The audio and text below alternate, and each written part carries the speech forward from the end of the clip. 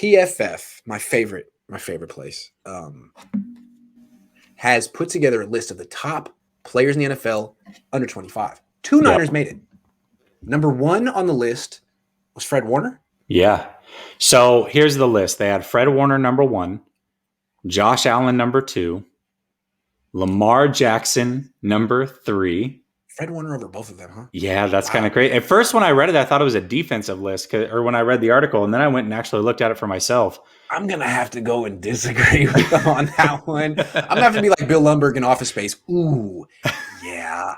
Gonna need you to come in on Saturday. Wow. Yeah, I'm going to have to sort of disagree with you there. But okay. So Warner 1, Allen 2, Lamar Jackson 3, AJ Brown 4, Ooh. Bosa 5, AJ Brown, Jair Alexander 6, Minka Fitzpatrick 7, wow, Chase Young 8, Justin Jefferson 9, and Tristan Wirfs 10. Jair Alexander below Bosa. That's Tristan Wirfs 10. That one hurts. Yeah, that one hurts. That one does hurt because that could have been Kinlaw. Could have been, yeah.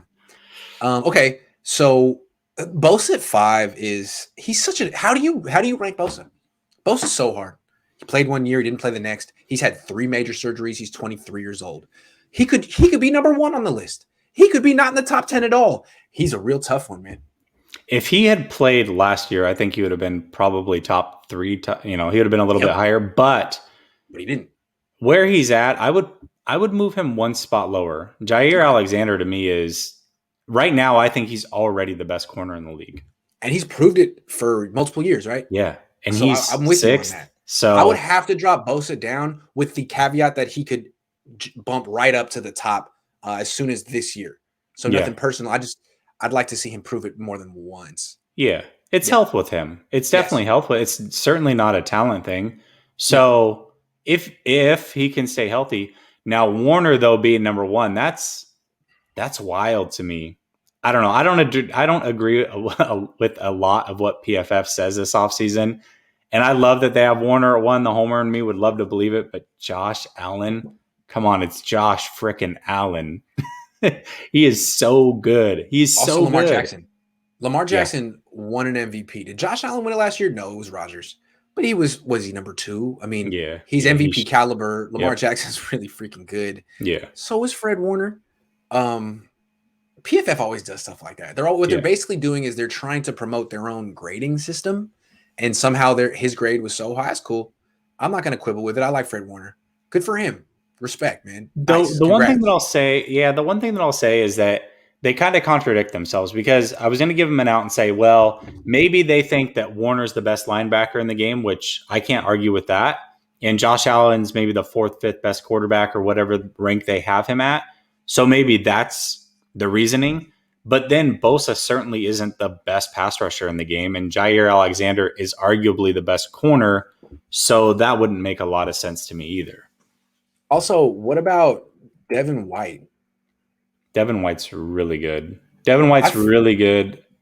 I feel like Devin White is a split on him. Like the advanced stat people don't like him, and people that just go off the eye test are really into him. And I really like Devin White. Yeah, Devin White. But he also plays with another stud himself. So it's true. Which one of them is it? Or is it both of them? You know what I mean? So Fred Warner's kind of a lone wolf. I mean, we love Greenlaw, but I mean, ask Rich Madrid. Greenlaw is overrated. I don't believe that, by the way. I think like Fred Warner is really good in coverage. A lot of his lore is the coverage stuff, and he's great in it. But he's not like straight up in man-to-man coverage all the time. Right. He does a lot in zone coverage. He's almost like the middle linebacker version of Richard Sherman. He can read the plays as they happen. He can break quickly from zone. He's very freaking tall, standing right in front of you. It's tough to throw over him, around him. He's very, very good. But I'll take Josh Allen. Thank you. Yeah. Oh, yeah, of course. I mean, talk about there's no way that a linebacker, no matter how he could be the best linebacker of all time, you're not a game changer the way that an elite quarterback is, no matter what. And I want to come to other people on this list. Deebo Samuel's a hell of a player. and Vish just loves him. Vish thinks he's the key to the whole offense. Yeah. I think he's very good too, but he's a gadget player, and he's got injury issues that go back. AJ Brown, he was there. The Niners took Debo over him. And AJ Brown is just, I mean, if he had ended up having a Hall of Fame career, would you be surprised? No. And I think he was kind of a no-brainer coming. I loved AJ. What could you not like about He's AJ better Brown? than DK Metcalf. I think he's better than DK Metcalf. That's another. Yeah. Did DK Metcalf not make the top 10? No, not the top 10. That's tough, man. I didn't like DK coming out, but wow, you can't really argue with what he's able to do. So there's a lot of good players under 25. The fact that the Niners have 2 of them up there is cool. They could have had 3.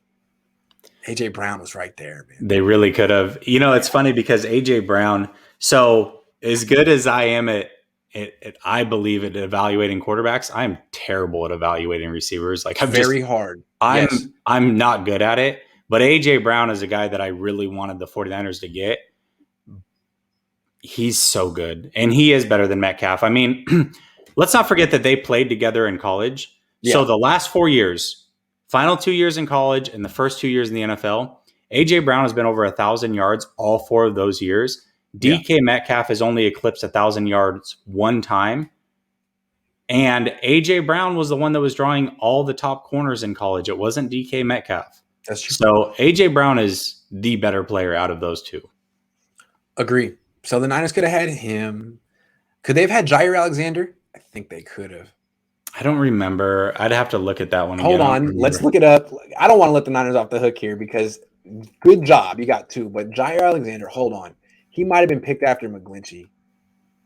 I feel like Alexander was in the same one as Bosa. No, he wasn't with Bosa. No, he was the 18th pick in 2018. The Niners took Mike McGlinchey over Jair Alexander. So this is why I come down so hard on Mike. It's like, you were the 9th pick in the draft, man. You got to be really, really, really good. And if you're not, I mean, Solomon Thomas got it. Alex Smith got it. It's just part of the territory. I know it's tough, man, but this is you're a multi-millionaire young man who plays in the NFL. It's not personal. I've made it personal at times, but I'm trying to tell you it's not. Jair Alexander shouldn't be on this team. Theoretically, the Niners could have Patrick Mahomes. He's not under 25. But they could have Patrick Mahomes. Should have him. Fred Warner, Nick Bosa, Jair Alexander, AJ Brown. And they'd be the greatest team of all time. Yeah. But no.